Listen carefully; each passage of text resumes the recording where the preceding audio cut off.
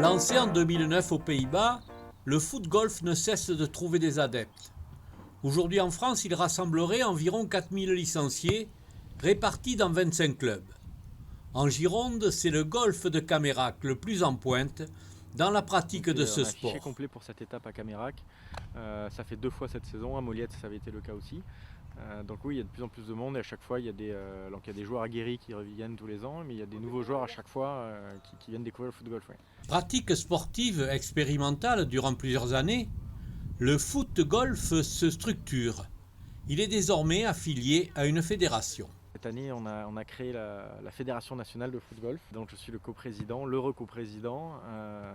Pour aider à développer ce sport, on est affilié à la SPTT, donc Fédération Omnisport SPTT, agréé ministère des Sports. Une discipline sportive qui demande des qualités footballistiques, certes, mais c'est loin d'être primordial. L'ancien footballeur des Girondins de Bordeaux, François Grenet. À part le geste technique du football, qui est la frappe sous différentes formes, que ce soit un ballon piqué dans un bunker, que ce soit un plat du pied, un pointa ou une frappe coup de pied, tout le reste c'est le golf. Le foot-golf veut élargir sa pratique à plusieurs catégories. C'est le foot-golf pour tous, c'est-à-dire que là, sur l'événement d'aujourd'hui, vous avez différentes catégories.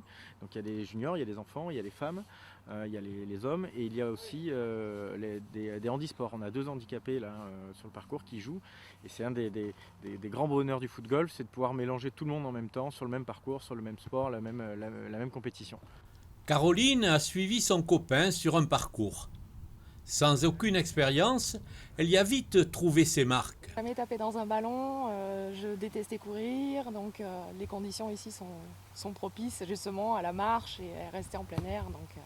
Parce que l'ambiance est bonne, on se fait plein d'amis aussi, on joue dans de bonnes conditions, donc non, c'est un vrai plaisir. Moi, ça reste vraiment un loisir. Après, il y a quand même, on se taquine sur les parcours, donc ça donne un petit challenge et c'est sympa, c'est ce qui donne vraiment envie d'en venir quand même. Proposer le foot-golf aux personnes porteuses d'un handicap est à l'étude. Aujourd'hui, avec la FNFJ, on est en train de mettre en place quelque chose d'assez sympa, justement pour que tous les handis puissent participer. Donc on travaille sur les différents types d'handicap. Là encore aujourd'hui, nous ne sommes que 2. C'est au niveau, là j'ai le collègue qui en fait est amputé, moi j'ai une prothèse totale de genou.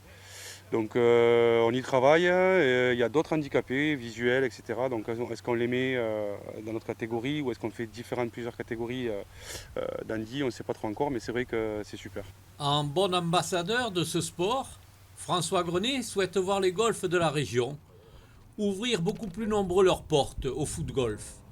Donc voilà, j'invite les propriétaires, les gestionnaires de parcours du sud-ouest, puisque nous c'est le sud-ouest, et Dieu sait que c'est une belle terre de golf et de parcours de golf, et bien ouvrir leurs portes. Nous on sait se tenir, on sait se comporter, et après c'est Nico qui s'occupe de toute la logistique, mais voilà, ça mérite de se développer, de s'ouvrir, et que le maximum de personnes puissent l'essayer au moins, et en profiter surtout.